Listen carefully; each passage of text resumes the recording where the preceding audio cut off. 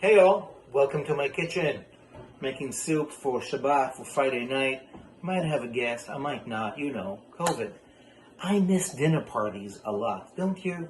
Not just the us around the table, safely and freely eating and drinking and talking and laughing and singing and going deep.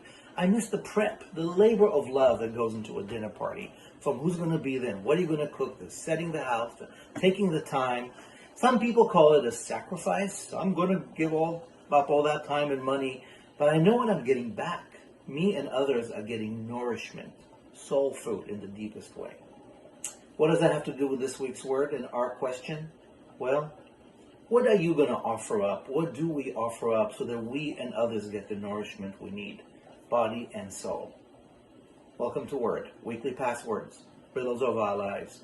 And the talk today is about the third book of the Torah that begins today, the book of Vayikra, Leviticus, and it's about KORBAN, the word that's usually translated as sacrifice. But really, if you unpack that word KORBAN, it comes from the Hebrew root karov, which means intimate or close. And it's about the invitation to create intimacy and closeness through food.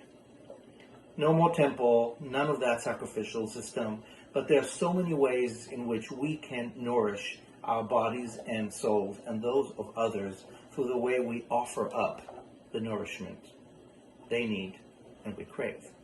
So maybe it's about spending some time thinking about who can I feed today, or to whom can I send a recipe, who needs actual help, body and soul, and how do we create the systems where the sacrificial system isn't about what I'm giving up, but what I'm offering up to get back for me and for others.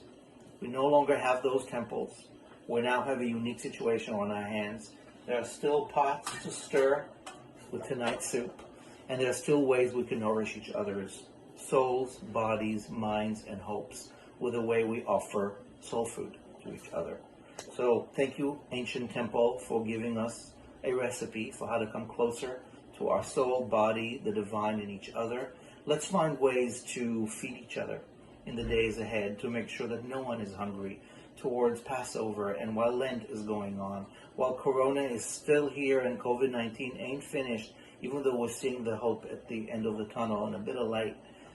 Let's figure out how we each give up something so that nourishment for us and others is a real reality. Shabbat Shalom.